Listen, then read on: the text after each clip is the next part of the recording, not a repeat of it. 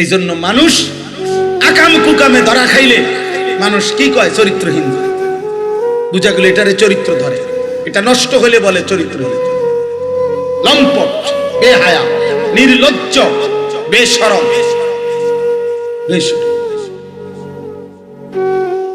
আর আমরা সেই ছোটবেলায় পড়ছি যে সম্পদ হারাইলে কিছুই হারায় না, স্বাস্থ্য হারাইলে কিছুটা হারায়, কিন্তু চরিত্র হারাইলে এভরিথিং লস্ট, সবই হারায়।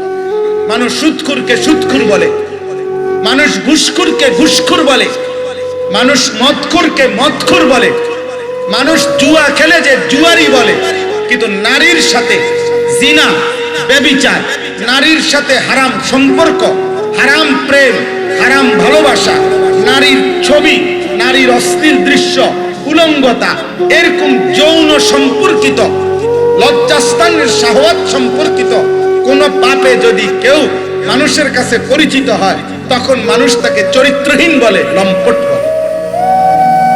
অথচ ওইগুলোও চরিত্রহীনতা।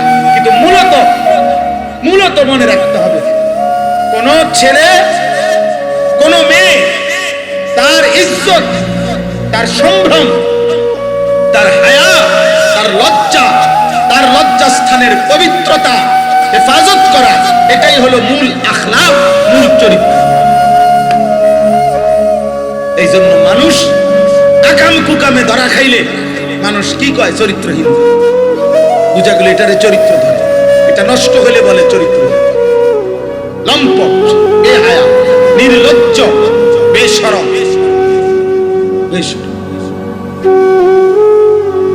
আর আমরা সেই ছোটবেলায় পড়ছি যে সম্পদ হারাইলে কিছুই হারায় না, স্বাস্থ্য হারাইলে কিছুটা হারায়, কিন্তু চরিত্র হারাইলে এভরিথিং লস্ট, সবই হারায়। হৃদয়ে যে অসৎ, একাকিত্বে যে অসৎ, তুমি প্রকাশ্য অসৎ। মনে রাখি, রাসূলুল্লাহ সাল্লাল্লাহু আলাইহি সাল্লাম বলেছেন, একাকিত্বের গুনাহ মহান আল্লাহ তাআলা দিনের আলোতে ভাসায় দেয় মানুষের চেহারা। এই জন্য মানুষ দেখলেই বুঝে। আমি তো দাঁড় করাইতাম না। তোমরা যারা যারা নামাজ পড়ো না, আমারে কও, আমি দাঁড় করাই দিই। বেনামাজি, বেয়াদব তো চিনাই না। হ্যাঁ, আমি দেখাই, আমার দায়িত্ব দাও, চ্যালেঞ্জ করো। তোমরা যারা যারা নারী দেখে অভ্যস্ত, মোবাইলে অশ্লীল ছবি দেখে অভ্যস্ত, বা আমি দাঁড় করাই। অসৎ চরিত্রহীনকে তো দেখলেই চেনা। চোখ যারা হারামে লিপ্ত, যে চোখ মালিকের দেওয়া, সেই চোখ একবার মালিকের কোরআন যে দেখে না, আয় হায় বলা গেছে। আল্লাহ তাআলা কোরআন কারীমে বলছেন, আলাম নাজআল লাহু আইনাইন, বান্দা আমি কি তোমাকে দুইটা চোখ দেই নাই?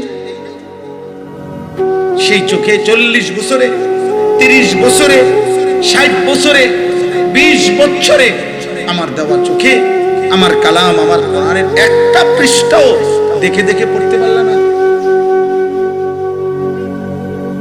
এ আমি কেমন চোখ দিলাম তোমাকে?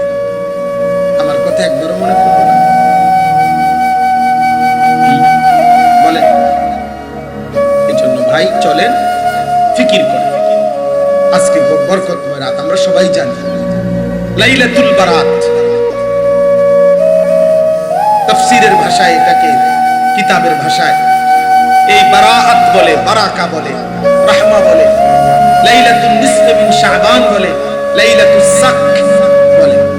অর্থাৎ এটা রহমতের রাত, এটা বরকতের রাত, এটা বারাআত মানে কেটে দেওয়া।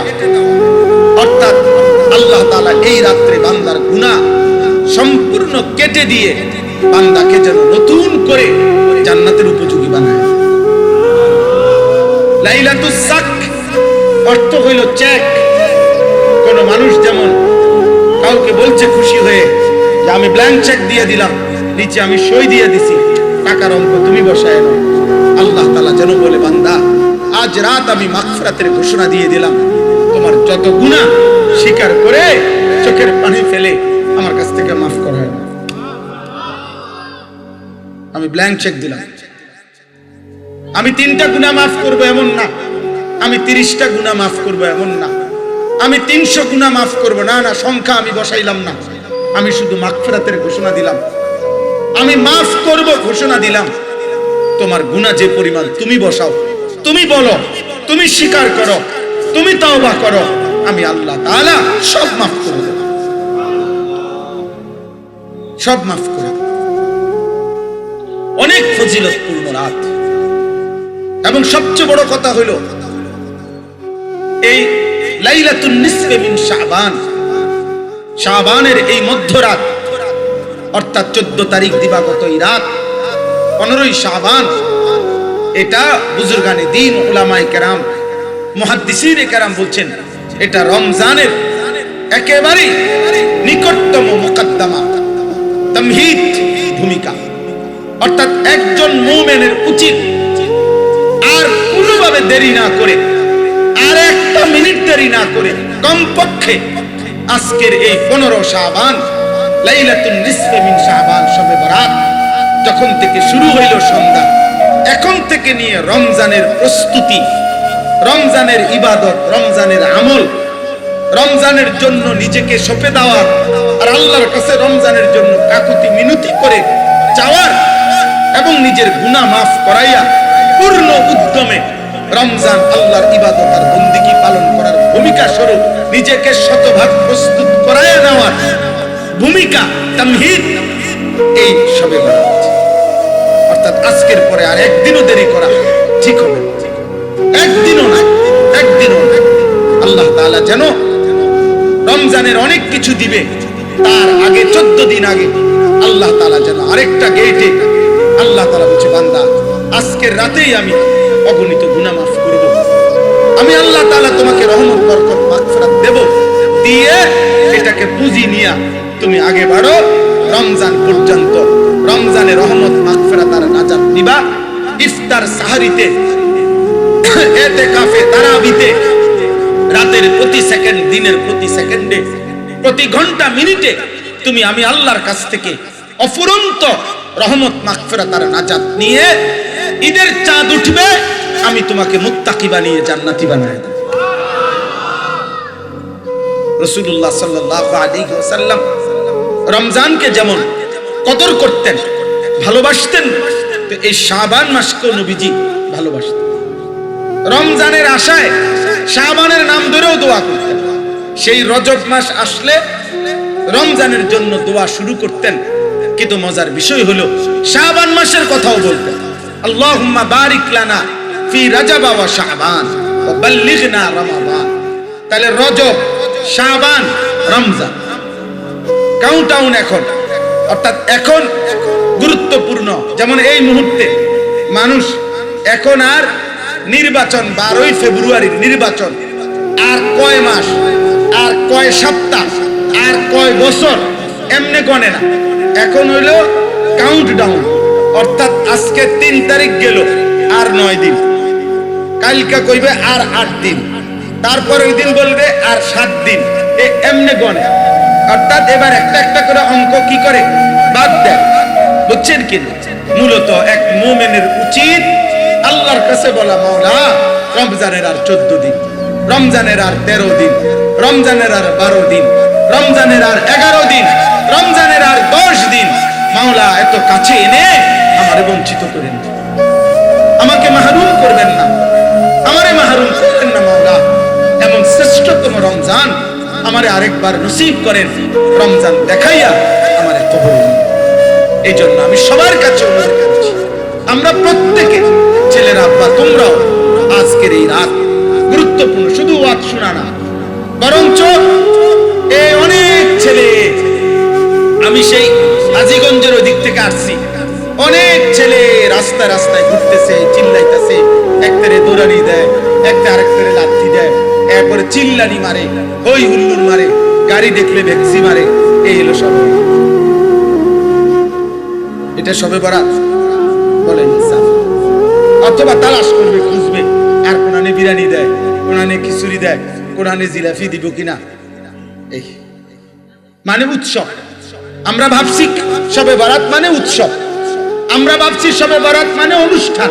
না বাবা, শবে বরাত কোনো অনুষ্ঠানের নাম না, শবে বরাত কোনো উৎসবের নাম না, শবে বরাত মাগফিরাতের রাত, শবে বরাত ইবাদতের রাত, শবে বরাত গুনাহ মাফের রাত, শবে বরাত নিজের জীবন আল্লাহ তাআলার কাছে পেশ করে নিজেকে ধুয়ে মুছে সাফ করার রাত। এটাই ইনসাফ, এটাই বিবেকের দাবি, এটাই বাস্তবতার দাবি। 16 বছর ধরে, 30 বছর ধরে, আজকে 20 বছর যাবত আপনাকে প্রত্যেক বছর শবে বরাত এশার নামাজের পরে 2 ঘন্টা ওয়াজ কইরা মসজিদে আপনারে বুঝায় এই রাত ইবাদতের রাত, ইবাদতের রাত, ইবাদতের রাত, ইবাদতের রাত। এরপরে 2 ঘন্টা পরে লম্বা মুনাজাত দিলে, 2 আন জিলাফি দিলে, অথবা 1 ফোঁটলা বিরিয়ানি দিলে, এরপরে আপনি বুঝছেন যে এটা ইবাদতের রাত। আচ্ছা হুজুর বিষয়টা বুঝছি, অঞ্জয় কত গুনাহ। তা আপনারা যে 20 বছর ধরে এটাই বুঝাইবো, আপনারা প্রত্যেক বছর এটা বুঝার লাগে? আপনি তো এটা বুঝছেন, আপনি তো এটা জানেনই না। ওই যে বললাম, আমাদের মানসিকতার ভিতরে হইলো এটা অনুষ্ঠান, আমাদের মানসিকতার হইলো এটা উৎসব। এই জন্য নওজোয়ান ছেলে ঘরে কামে লাগাই দিছে যে প্রত্যেক দোকানে গিয়া গিয়া ঘরে ঘরে গিয়া যা পারস, চাল পারস, ডাল পারস, টাকা পারস, কালেকশন কর, কইরা 12 ডেক খিচুড়ি, 10 ডেক খিচুড়ি, যে যা পারো খাইয়া দাইয়া মিল্লা জিল্লা, মিল্লা জিল্লা কুমিল্লা। বুঝেন? এই শেষ, এটা শবে বরাত শেষ। আল্লাহ নবী সাল্লাল্লাহু আলাইহি ওয়াসাল্লাম বলেন, হযরত আলী ইবনে আবি তালিব রাদিয়াল্লাহু তাআলা থেকে বর্ণিত, নবীজি সাল্লাল্লাহু আলাইহি সাল্লাম বলেন যে আল্লাহ তাআলা এই রাতে, আল্লাহ তাআলা প্রথম আসমানে উদিত হয় বান্দার জন্য রহমত নিয়ে। আর আল্লাহ তাআলা ফায়াগফিরু লিজামিই খালকি, আল্লাহ তাআলা তার সমস্ত ঈমানদার বান্দার কোটি কোটি গুনাহ এই রাত্রিতে মাফ করে দেন। ইল্লা লি মুশরিকিন আও মুশাহিন, কোন মুশরিককে আল্লাহ মাফ করে না। কোন হিংসা বিদ্বেষ করে যে মানুষের সাথে, এই বিদ্বেষী হিংসুক, তাকে আল্লাহ মাফ করে না। তাকে আল্লাহ, উল্লেখযোগ্য 6টা পাপীকে আল্লাহ তাআলা মাফ করে না। এর মধ্যে একটা হলো যে শিরিক করে, 2 নাম্বার হলো যে অপরের প্রতি বিদ্বেষ করে, হিংসুক, 3 নাম্বার হলো মুসবিলু ইজারিন, যে ব্যক্তি টাকনুর নিচে কাপড় পরিধান করে। এই জন্য যেই সমস্ত ছেলেরা, বাবারা, ভদ্রলোকরা টাকনুর নিচে প্রতিনিয়ত লুঙ্গি, প্যান্ট, পায়জামা পরে, তাদের গুনাহ, এই পাপ, এই নাফরমান আল্লাহ তাআলা এই রাতেও তাকে মাফ করে না। এটা বিষয়টা আপনার কাছে সামান্য মনে হইতে পারে। আমি সব সময়, তার মানে আমার একটা পেরেশানি, ছেলেরা বাবা তোমাদের কবুল, এটা দেখতে মনে হয় যে টাকনুর নিচে প্যান্ট পরছে, এটা কি হইছে এত, এটা লইয়া এত মাথা ব্যথার। কিন্তু আশ্চর্য হলো, নবীজি এতটা গুরুত্ব দিলেন কেন? তিনি এতবার বললেন কেন? একেবারে বুখারীর হাদিস, মুসলিম শরীফের হাদিস, বিশুদ্ধ থেকে বিশুদ্ধ হাদিস। নবীজি বলছেন টাকনুর নিচে যেটুকু কাপড় এই পুরুষের, এটা জাহান্নামে। নবীজি বলছেন আল্লাহ তার দিকে তাকাবে না। নবীজি বলছেন আল্লাহ তাকে কিয়ামতের দিন পবিত্র করবে না। নবীজি বলছেন আল্লাহ কিয়ামতের দিন এই নাফরমানের সাথে কথাও বলবে না। লা ইয়ানজুরু ওয়ালা ইউযাক্কিহিম ওয়ালা ইউকাল্লিমুহুম, দেখবেও না, পবিত্রও করবে না, মানে গুনাহ মাফ করবে না, এবং কথাও বলবে না। তাইলে ভালো ভাই, বিষয়টা এত সিরিয়াস কেন বললেন? হযরত ওমর রাদিয়াল্লাহু তাআলা আনহু, হযরত ওমর ইন্তেকালের দিন, উনি তো শাহাদাত বরণ করছিলেন। এক বেঈমান ওনাকে ফজরের নামাজের ইমামতি অবস্থায় ছদ্মবেশী কাফের কোমরের মধ্যে ছুরি দিয়ে ঘাই দিছিল 7-8টা। এই আঘাতে হযরত ওমরের কোমরের এই পাশ দিয়ে নাড়ি বুড়ি বের হয়ে গেছিল। এই অবস্থায় ওমর রাদিয়াল্লাহু তাআলা যখন শুয়াইছে, শেষ নিঃশ্বাস আর অল্প অল্প, ওনার তখনও চোখ মেলা, বাকি ওনার শেষ অবস্থা। ডাক্তার ওষুধ দিচ্ছিল, এদিক দিয়ে সব বের হয়ে যাচ্ছিল। এই অবস্থায় অনেক লোক ওনারে দেখতে আসছে সামনে, দাঁড়ানো অবস্থায়, কসম খোদার আমরা কিতাবে পড়ছি, এখানে উনি মুমূর্ষ। এই শেষ মুহূর্তে দাঁড়ানো লোকদের মধ্যে উনি একটা ছেলেকে, যুবককে দেখছে, তার টাকনুর নিচে পায়জামা, লুঙ্গি, কসম আল্লাহর কিতাবে লিখছে। ওই অবস্থায় শেষ নিঃশ্বাস ত্যাগের পূর্ব মুহূর্তে আমিরুল মুমিনিন ওমর বলছে, ইয়া শাব ইরফা ইজারাক, হে যুবক তোমার টাকনুর উপরে কাপড় উঠাও। বিষয়টা এত গুরুত্ব দিলেন কেন, এত সিরিয়াস করলেন কেন? আপনারা স্বাভাবিক মনে করেন যে হুজুরদের একটা বাড়াবাড়ি। আরে বাড়াবাড়ি কি? তো নবী এরকম বললেন কেন? হযরত ওমর এতটা বললেন কেন ভাই বলো? এজন্য এটা জরুরি আব্বা, প্রত্যেকটা মুসলিম ছেলে তোমাদের কাছে বললাম ভাই। আল্লাহর নবী সাল্লাল্লাহু আলাইহি সাল্লাম বলছেন, মুদমিনু খামরিন, মদখোর, নেশাখোর, গাঁজাখোর, গুট্টাখোর, বাবাখোর, এই নাফরমানকে আল্লাহ তাআলা এই রাতেও মাফ করেন। নাউজুবিল্লাহ। নবীজি সাল্লাল্লাহু আলাইহি সাল্লাম বলছে, এই দুইটা পাপ, একটা হলো ব্যভিচার, নারীর সাথে অপকর্ম, যেই কোন রকমের জিনা। জিনা জিনা কিন্তু শুধু লজ্জাস্থান নয়, জিনা হাত দিয়ে হয়, জিনা চোখ দিয়ে হয়, জিনা কান দিয়ে হয়, জিনা জিহ্বা দিয়ে হয়, জিনা অন্তর দিয়ে হয়, জিনা পাও দিয়ে হয়, জিনা লজ্জাস্থান দিয়ে হয়। এজন্য ভিন নারীরকে মোবাইল ও অশ্লীল ছবি দেখলে চোখের জিনা, হারাম কোন মেয়ের সাথে অবৈধ প্রেমের কোন আলাপ করে যা শুনে কানে, এটা কানের জিনা। তাকে যা প্রেম নিবেদন করে, এটা জবানের জিনা। তাকে নিয়ে যত অল্পনা কল্পনা জল্পনা করে, এটা অন্তরের জিনা। তার সাথে ভিন নারী, যাকে আমি বিবাহিত না অথচ আমার তাকে দেখার অনুমতি নাই, তার সাথে যত ঘন্টা যত দিন চলাফেরা করে, তা পায়ের জিনা। লজ্জাস্থান দিয়ে অপকর্ম করিলে সেটাও জিনা। আল্লাহর নবী বলছেন, এই দুইটা পাপ, একটা হলো মান শারিবাল খামরা ওয়া জানা, যে মদ পান করে এবং জিনা করে, ব্যভিচার করে। মনে রাখবেন, যে গানে আসক্ত সে ব্যভিচারেও আসক্ত, সে মদেও আসক্ত। যে মদে আসক্ত সে ব্যভিচারেও আসক্ত, সে গানেও আসক্ত। যে নারীতে আসক্ত সে মদেও আসক্ত, গানেও আসক্ত। এই তিন জিনিস, নারী, মদ, গান বাদ্য, এক খতিয়ানে তিন দাগ। এইটা একটা যার মধ্যে আছে, ওই দুইটাও তার মধ্যে ধীরে ধীরে আসবে, কোন সন্দেহ নেই। মদখোর যুবক ওই নারী লোভী, ওই ব্যভিচারী। ব্যভিচারী যুবক ওই মদখোর এবং সে গান বাদ্যে আসক্ত। এই তিনটা একসাথে। যেখানে নারীর আড্ডা আছে সেখানে মদও আছে, গানও আছে। যেখানে গানের আড্ডা আছে সেখানে নারীও আছে, মদও আছে। যেখানে মদ আছে সেখানে নারীও আছে, গানও আছে। এজন্য আল্লাহর নবী বলেন, যে মদ পান করলো এবং জিনা ব্যভিচার করলো, খোদার কসম নবীজি বলছে, নাযা আল্লাহু মিনহুল ঈমান কামা ইয়াখলাউল ইনসানু আল কামিসা মিন রাসিহি। আল্লাহ তাআলা ওই নাফরমানের দিল থেকে ঈমান এভাবে টেনে বের করে ফেলে, যেরকম কারো গা থেকে মানুষ তার জামা খুলে ফেলে। গায়ের জামা যেমন মানুষ খুলে ফেলে, আল্লাহ ওই নাফরমানের অন্তর থেকে, এই মদখোর আর জিনাখোর, তার কলিজা থেকে আল্লাহ তাআলা ঈমান এভাবে খুলে ফেলে। যা বেঈমান, তোর ঈমান লাগবে না, যা খা, তুই মদ খা, যা তুই নারীর সাথে খা, যা, তোর ঈমান দিয়ে করবি কি? তোর নামাজ লাগবে না, যা তুই দেখ উলঙ্গ ছবি দেখ, যা, চরিত্রহীন, লাগবে না তোর ঈমান। এই জন্য এরকম পাষাণ হয়ে যায়। এই জন্য বেটা, দুর্ভাগ্য ছেলে, মনে রাখিস বেটা, ভাই নারী দেখে, উলঙ্গ ছবি দেখে, মোবাইলের এই প্রচন্ড আসক্তি তোদের অসংখ্য ছেলেকে আপনার আজকের এই বরকতের রাত, মাগফিরাতের রাতে একটা সেজদা দিতে সুযোগ দেয় নাই। লানত তোর জীবনের উপরে, অভিশাপ তোর জীবনের উপরে, দুর্ভাগ্য তোর জীবনের উপরে, বদনসিব, বদনসিব তোর জীবনের উপরে, দুর্ভাগ্য তোর জীবনের উপরে। ছি ছি ছি, মুসলমানের ঘরে এত বড় মানুষ রূপী পশু কেমনে বড় হল? আফসোস, আফসোস। একটা ছেলেকে বলি, আপনার একজন, আমি ভোট চাচ্ছি না রে ভাই, বলে হুজুর আপনি অভিশাপ দিলেন। আর তোকে আল্লাহ অভিশাপ দিছে, আমি অভিশাপ দেব? আল্লাহ অভিশাপ দিছে। সেজদা না দিলে আল্লাহর অভিশাপ দেয়।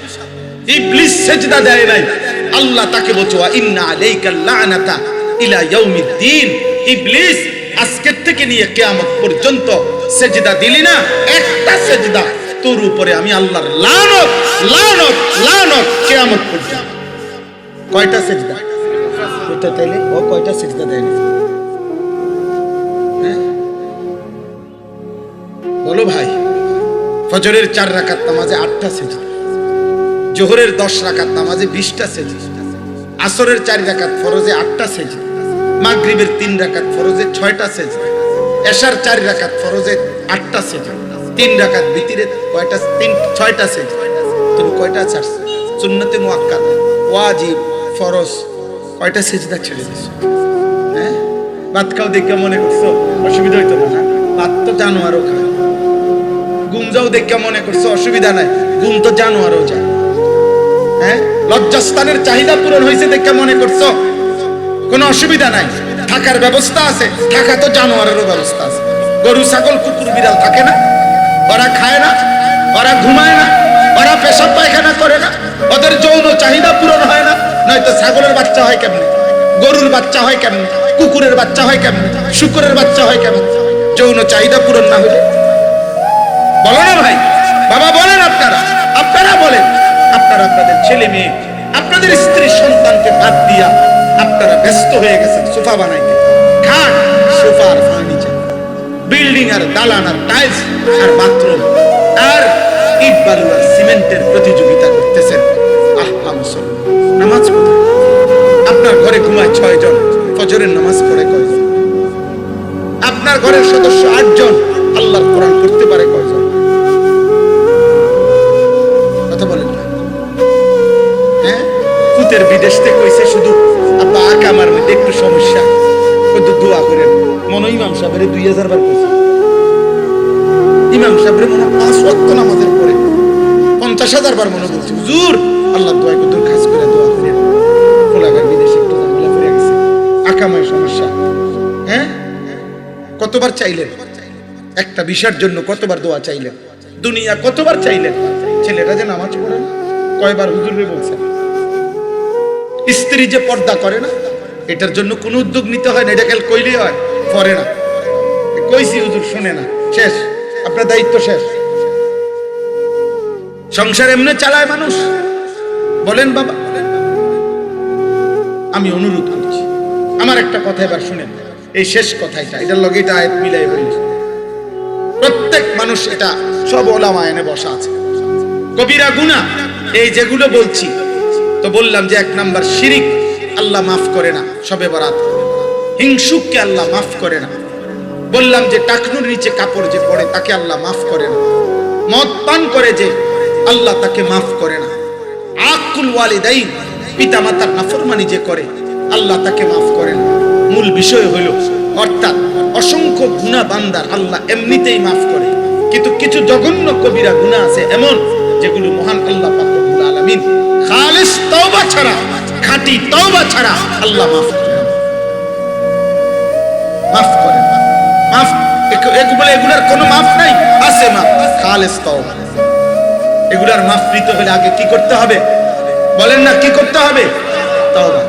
আমার একটা কথা হলো, আপনি ইনসাফের সাথে একজন বলেন, আমিও ভাবি, আপনারাও ভাবেন, আমার কথা হলো, যেই লোকটা আজকে রাত্রিবেলা এখন আল্লাহর কাছে বলতেছেন, আল্লাহ আমারে মাফ করে দেন, আমার গুনাহ মাফ করে দেন, মনে করেন আপনি নিজে, তা আল্লাহ যদি জিজ্ঞেস করে, বান্দা তুমি যে আজকে প্রতিদিন ওজনে কম দাও, কালকের থেকে ওজনে কম দিবা না, এই কথার সিদ্ধান্ত দিয়ে মাফ চাচ্ছবি না এমনি কইতাছো? কথাটা বুঝেন না?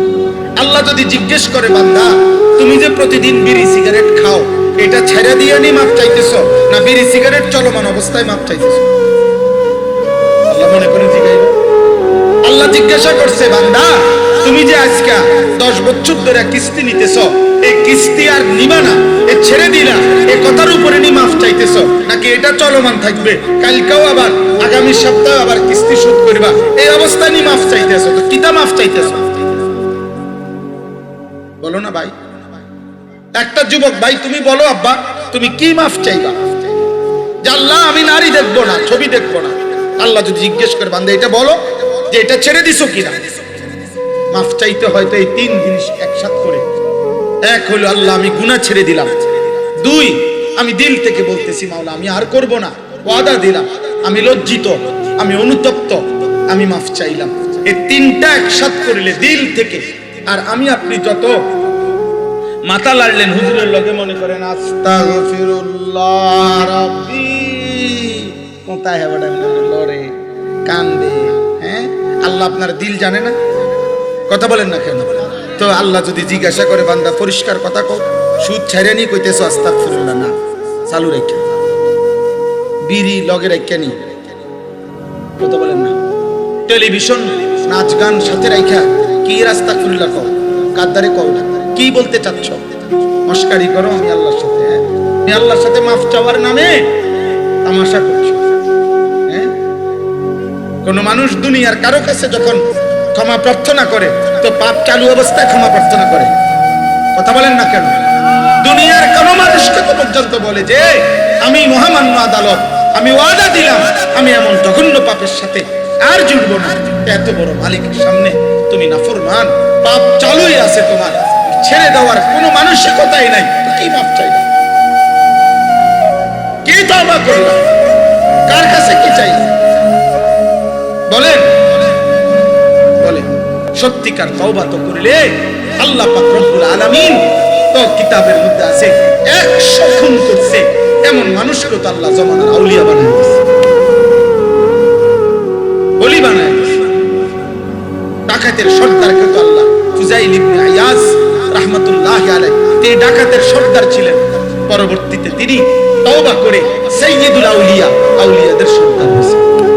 মুহাম্মদ ইবনে মাসলামা আল কানাবি একজন বড় বুজুর্গ মুহাদ্দিস ছিলেন। উনি প্রথম জীবন বাজারের টপ 13 সন্ত্রাসী ছিলেন, চাঁদাবাজি করতেন, মানুষের উপরে অন্যায় জুলুম করতেন। একদিন একজন আলেম মুহাদ্দিস ইমাম শুবা রাহমাতুল্লাহ আলাইহির একটা হাদিস, নবীজির একটা হাদিস শুনে তওবা করে উনি পরবর্তীতে ওনার ছাত্র হইছেন, পরবর্তীতে ওই জামানার সর্বশ্রেষ্ঠ মুহাদ্দিসদের একজন হইছেন। হ্যাঁ, হযরত আব্দুল্লাহ ইবনে মুবারক রাহমাতুল্লাহ আলাইহি জগৎ বিখ্যাত মুহাদ্দিস, পৃথিবীর এমন কোন আলেম নাই যে ওনার নাম জানে না। হযরত আব্দুল্লাহ ইবনে মুবারক রাহমাতুল্লাহ আলাইহি কমপক্ষে 30 বছর পর্যন্ত তিনি বিলাসী জীবন, বাবার অঢেল সম্পত্তির অধিকারী ছিল, মদ গান এই বিষ নিয়ে পড়ে থাকতেন। একদিন এই গানরত অবস্থায় আল্লাহর কোরআনের একটা আয়াত শুনে তওবা করে এরপরে হাদিসের দর্সে বসছেন, জামানার সর্বশ্রেষ্ঠ মুহাদ্দিস হইছেন। তো ভাইয়া গুনাহ ছেড়ে দিয়ে তওবা করতে হবে, গুনাহ ছেড়ে দিয়ে লাইলাতুল বারাত নিঃসন্দেহে আল্লাহ মাফ করবে, কিন্তু তুমি মাফ চাচ্ছ কিনা, না ফাইজলামি করতেছো? আপনি মাফ চাচ্ছেন কিনা আগে সেটা বলেন না। কি মাফ চাইতেছেন? আপনার তো ছেড়ে দেওয়ার কোনো মানসিকতা নাই, তো এটা তওবা হইল কি? এটা মাফ চাওয়া হইল কি? একজনই বুঝেন। আল্লাহ আমাদেরকে বুঝ দান করুন, আল্লাহ আমাদেরকে বিবেক দান করুন। ছেলেরা, আব্বা আমি অনুরোধ করলাম